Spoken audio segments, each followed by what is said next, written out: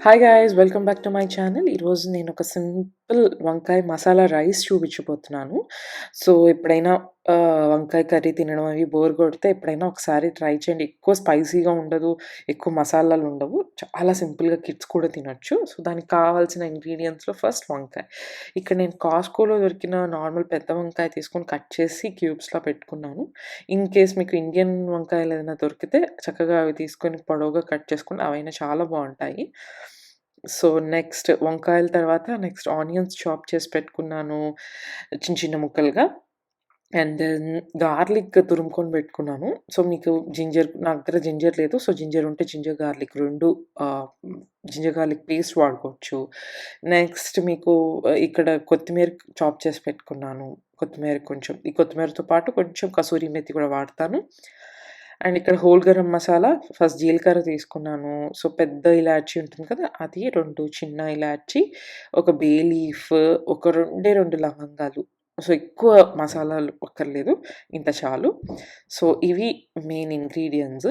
ఇది next star అనమాట మన డిష్‌కి. ఇదేంటంటే పొడి ఏమేం శనగపప్పు, మినపప్పు, ధనియాలు, జీలకర్ర కలిపి అండ్ ఎండుమిరపకాయలు కలిపి వేయించేసేసుకొని పౌడర్‌లాగా చేసి నేను మళ్ళీ స్టోర్ చేసుకుంటాను. నాకెప్పుడైనా ఈవెన్ కర్రీస్‌లో గూడా బావుంటుంది దేంట్లోనైనా వేసుకోవడానికి. సో, అది దీంట్లో నేను వాడుతున్నానిప్పుడు. సో, మీరు ఇన్ కేస్ డీటెయిల్ రెసిపీ కావాలంటే let me know. I will show you. So, ఇప్పుడు ఈ ఇంగ్రీడియెంట్స్ అన్నీ చూపించాను గదా! నెక్స్ట్ ఇక్కడ రైస్ ఇన్‌స్టంట్ పాట్‌లో రైస్ పెట్టాను. రైస్ కుక్ అవుతుంది. సో, రైస్ కుక్ అవ్వంగానే మనం ఇంకా స్టార్ట్ చేయొచ్చు రెసిపీ. సో, రైస్ కుక్ అయిపోయింది. పాన్ తీసుకున్నాను. సో, ఒక 2 స్పూన్స్ నెయ్యి వాడుతున్నాను. సో, మీరు కావాలంటే ఆయిల్ వాడొచ్చు. నేను టేస్ట్ బావుంటుందని ఈ నెయ్యి నేను ఇంట్లో చేసింది. దట్ టూ నేను బటర్ తీసుకొని కాచిన నెయ్యి కాదది. నేను ఆహ్, నెక్స్ట్ ఇక్కడ ఫుల్ హోల్ గరం మసాలా, జీలకర్ర అన్నీ వేసేస్తున్నాను. జస్ట్ కొంచెం వేయించండి. లైట్‌గా వేయించేసేసి నెక్స్ట్ ఇప్పుడు ఆనియన్స్ యాడ్ చేయండి.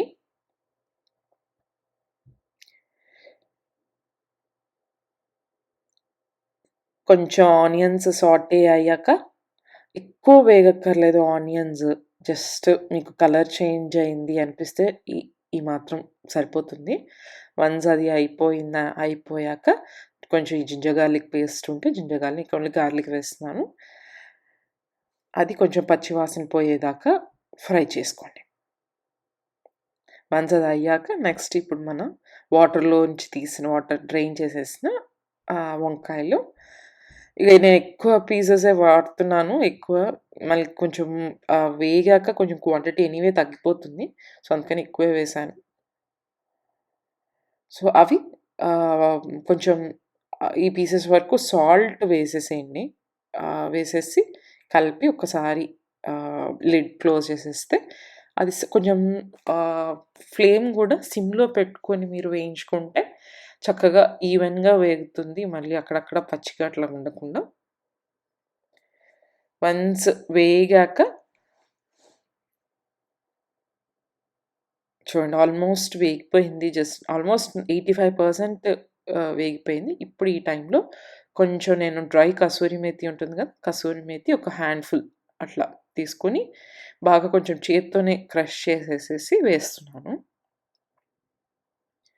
ఇదే టైంలో నేను చెప్పిన ఇందాక చేసిన పౌడర్ ఉంది గదా! ఆ పౌడర్ కూడా ఒక almost 3-4 spoons depends on spice. మీరు ఎన్ని ఎండుమిరపకాయలు వాడుకున్నారో, మీరెంత స్పైస్ టాలరేట్ చేస్తారన్న దాన్ని బట్టి వేయండి. వేసేసి ఒక్కసారి కలిపేసి నెక్స్ట్ మీరు ఆల్రెడీ కుక్డ్ రైస్ ఉంటుంది గదా! ఇంకా ఆ రైస్ యాడ్ చేసేసుకోవచ్చు. ఎంత రైస్ కావాలో అంత రైస్ యాడ్ చేసేసుకొని సాల్ట్ మనం ఆల్రెడీ ముక్కలకి సరిపడా సాల్ట్ మనం వాడేసాం కాబట్టి, ఇప్పుడు ఓన్లీ జస్ట్ రైస్‌కి సరిపడిన సాల్ట్ వరకు నేను వేస్తున్నాను ఇక్కడ. ఇక్కడ నేను హిమాలయన్ పింక్ సాల్ట్ వాడుతున్నాను. మీరు సాల్ట్ ఆఫ్ మీ చాయిస్. కొంచెం పింక్ సాల్ట్ కొంచెం ఎక్కువ పడుతుంది. అండ్ ఈవెన్ కొత్తిమీర కూడా ఈ టైంలోనే నేను వేసేసి ఒక్కసారి కలిపేస్తున్నాను. ఇది మరీ పొడి పొడిగా ఉండదు ఈ రైస్. కొంచెం స్టిక్కీగానే ఉంటుంది. కొంచెం ముద్దగా అనిపిస్తుంది. బట్ స్టిల్ చాలా టేస్టీగా ఉంటుంది. ఒక్కసారి తప్పకుండా ట్రై చేయండి.